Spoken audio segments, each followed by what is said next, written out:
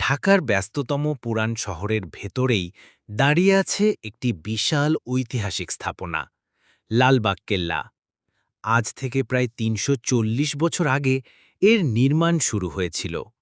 তখনকার ঢাকা ছিল মুঘল সাম্রাজ্যের একটি গুরুত্বপূর্ণ কেন্দ্র। ১৬৭৮ সালে সম্রাট ঔরঙ্গজেব তার ছেলে মোহাম্মদ আজম শাহকে বাংলার সুবেদার হিসেবে পাঠান। নতুন সুবেদার ঢাকায় এসে একটি বিশাল দুর্গ তৈরির পরিকল্পনা করেন। সেই দুর্গই হল আজকের লালবাগ কেল্লা। আজম শাহ কেল্লার ভিত্তিপ্রস্তর স্থাপন করেন এবং এর নির্মাণ কাজ শুরু হয়। কিন্তু তিনি বেশিদিন ঢাকায় থাকেননি। সম্রাট তাকে দিল্লি ডেকে পাঠালে কেল্লার দায়িত্ব চলে আসে আর একজন সুবেদার, শায়েস্তা খানের হাতে। শায়েস্তা খান কাজ চালিয়ে যাচ্ছিলেন, কিন্তু হঠাৎ এক মর্মান্তিক ঘটনা ঘটে। তার প্রিয় কন্যা পরিবিদি কেল্লার ভেতরেই মারা যান। কন্যার মৃত্যুতে শায়েস্তা খান এতটাই মর্মাহত হন যে তিনি কেল্লাটিকে অশুভ মনে করেন। তাই তিনি আর কখনো নির্মাণ কাজ সম্পূর্ণ করেননি।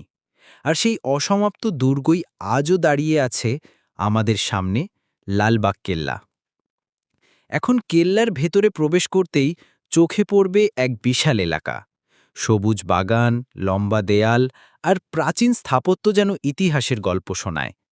কেল্লার ভেতরে আছে পরিবিবির সমাধি, যেখানে সাদা মার্বেল পাথরে তাকে সমাহিত করা হয়েছে। আছে একটি ৩ গম্বুজ বিশিষ্ট মসজিদ, যেখানে একসময় নিয়মিত নামাজ পড়া হতো।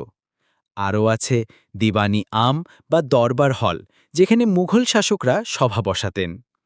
এছাড়া রয়েছে পুকুর, বাগান ও প্রতিরক্ষা প্রাচীর। পুরো কেল্লাটিকে ঘিরে তৈরি করা হয়েছিল শক্তিশালী দেয়াল, যাতে শত্রুরা আক্রমণ করতে না পারে।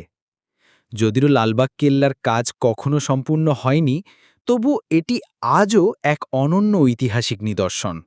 শত শত বছর ধরে এটি দাঁড়িয়ে আছে, আমাদেরকে মনে করিয়ে দেয় মুঘল আমলের স্থাপত্যশৈলী আর সেই সময়ের রাজনৈতিক ইতিহাস।